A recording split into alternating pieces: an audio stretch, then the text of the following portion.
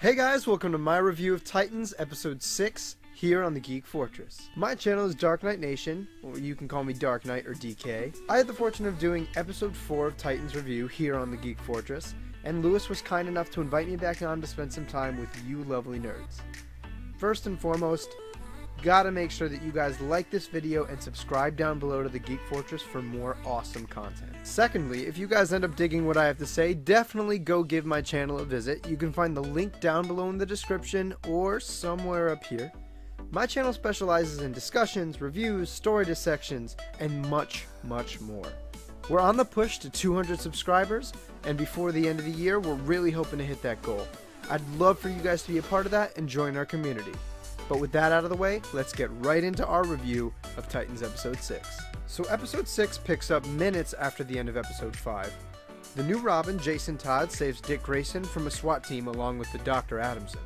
Immediately, we're treated to the juxtaposition of Jason and Dick's personalities, I guess, but also their feelings on what it truly means to be Robin.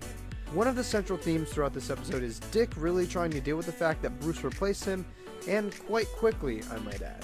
Not to mention seeing how Jason as the new Robin is coping with the whole experience.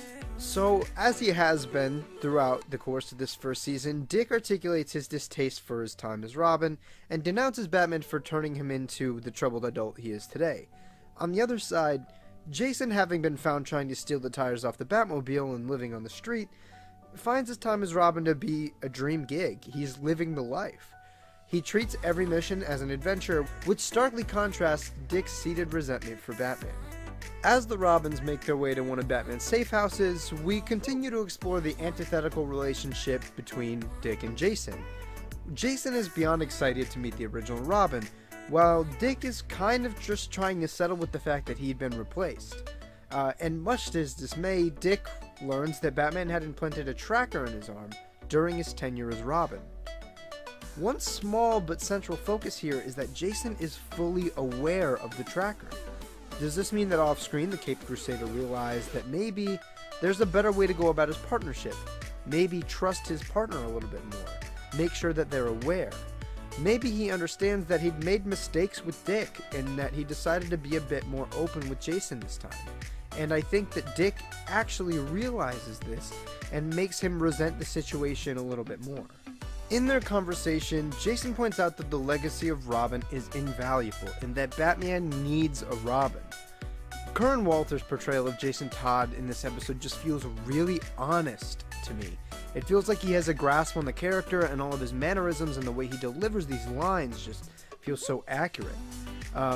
In small moments, he really brings forth Jason's full-fledged conviction to act under Batman, and it reminds Dick why he might have done it in the first place. Once at the safe house, Dick removes the tracker from his arm, brings it to Jason, and asks him to return back to Gotham. Their ideologies really conflict here, as Jason questions Dick's motives to separate himself from the Bat. Jason argues that the tracker was for their safety and that he understands Batman. So Dick, being the disgruntled ex-Robin, feels that everything Bruce does is in his best interest, almost implying that he feels that even his own adoption had ulterior motives. We soon learn that Jason's purpose for tracking down Dick was to inform him on a case that involves his past. Photos of a couple deceased members of Haley's Circus were sent to the GCPD addressed to Robin. It essentially means that whoever did this obviously has an idea that Dick Grayson is or was Robin, however you want to word it. One thing to note here is that Dick says the only person that could know that he's Robin died years ago. As Dick looks at the photos of his mangled circus family, he fondly reminisces over his old life with them. He snaps back to the present, kind of reinforcing, the deep-seated emotional crowding instilled in him by Batman. Also, for you Batman fans out there, speaking of the devil, we get some really cool pokes at the one and only Two-Face, Harvey Dent. As Dick asks why Jason didn't go to the cops, we finally see a bit of the Jason Todd we know and love from the comics. He has a bit of a chip on his shoulder, to say the least. He calls all the cops dirty and useless, maybe because of his time on the street, but they really highlight Jason's divergence from Batman's ideologies that really make him more of an individual character. So Clayton Williams, also referred to as Atlas the Strongman during his circus days, is still alive, and coincidentally we learn that he might have actually had power of attorney over Dick right after his parents died. This treats us to a couple more flashback scenes of Dick's transition from the circus to Wayne Manor, but we find out that Dick actually wanted to stay and live with Clayton. Their relationship seemed to have been pretty tight, but Clayton, thinking for Dick's well-being, makes him go live with Bruce. Feels like he would have a lot more opportunity over with, the Wayne family. The Titans arrive at the safe house as we get this amazing little scene really highlighting their chemistry together. Dick tries to disregard all their questions, but it's really to no avail as they learn that Jason Todd is the current Robin. Beast Boy, played by Ryan Potter, actually asks how many Robins there are and whether or not he could be one. It was honestly just a really great breath of fresh air from the otherwise serious tone of the episode. Not saying anything negative because I actually really loved this episode, but I liked where they decided to place the scene. Dick and Corey take a private moment off to the side to just discuss the situation a little bit, and Dick actually begins to open up to Starfire, kind of letting her know that he doesn't know how to feel about being replaced. There's kind of this duality of, I want to be this greater force for good, but being Robin kind of implies that I'm doing it under Batman. And so this is great because we're really getting some character development for Dick, right? We're starting to kind of get a little bit more into his psyche on a more verbal level, which is huge. Because before now, he wouldn't have admitted to anything. And I think that this is going to also help build his relationship with Starfire, and then on to the rest of the team. This actually shows some really great momentum for the character, and I'm really digging that. Dick and Jason end up making their way to Milwaukee to find Clayton Williams. Dick reunites with Clayton, and we get, a couple more flashbacks about their relationship together, kind of letting us know that, his relationship with Clayton, that it's probably the most significant out of all of the other members of Haley's circus. There's this great little scene with Jason trying to steal drinks from a bar, flirting with a girl, and then almost getting into a fight with her boyfriend. Unfortunately, it's all stopped before it gets serious because there's an explosion outside, causing the group to split up, and Clayton kind of becoming subject to the Melting Man. So, as far as the plot goes, that's about all I want to leave you with, because I want you all to check out this episode for yourself. I really enjoyed it. One thing I will say, just to give you an idea of what else happens in the episode, we get some great Robin badassery between both Dick and Jason. The Melting Man obviously has Clayton, so we're going to see what happens there.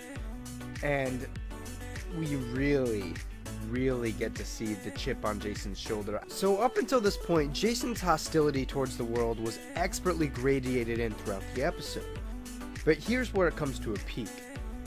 Again, I don't want to spoil it, but it's really cool, and I will just say that he beats some serious ass. Dick ends up stepping in, and there's a real conflict of their ideologies here. This is the first time that the two really butt heads, and it's not just Dick kind of pushing back from connecting with this new Robin.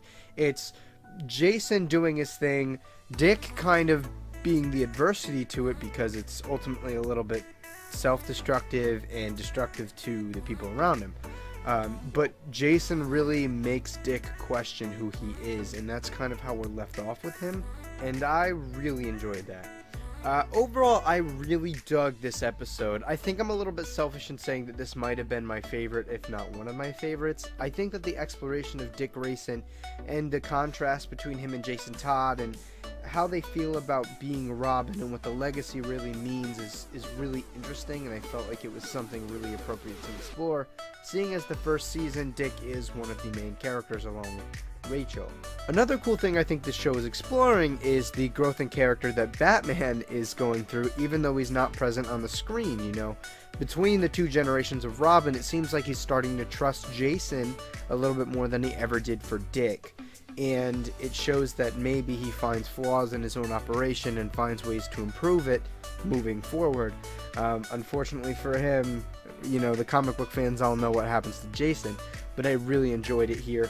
Kern Walters did a great job playing the characters in every little moment that he had. I love how enthusiastic he is to be Robin. He's just excited to be Robin and to be kicking ass alongside Batman. And then throughout this episode, like I said before, we start to get little sprinkles here and there of, the trauma and the issues that Jason is dealing with.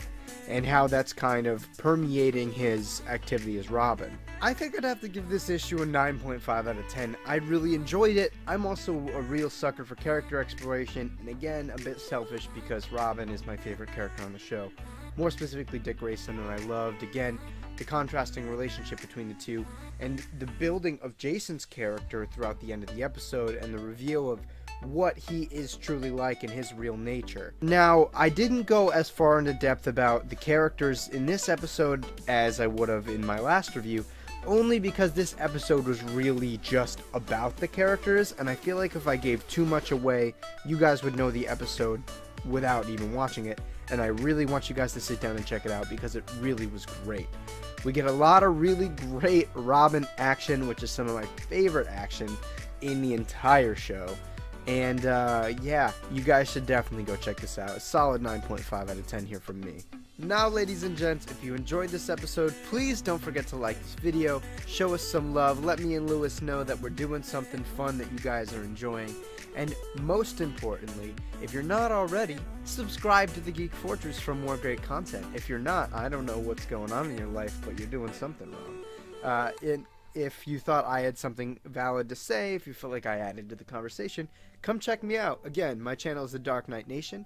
You can find a link to my channel down in the description, and hit that big sexy subscribe button over on my end to get some great content. You know me and Lewis are going to be collaborating back and forth for hopefully a great while, and you'll be able to see a little bit of us chit-chatting about comic books and all things geek. Now, thank you guys so much for watching, and don't forget to stay awesome and geek on. This is DarkKnightNation, signing out.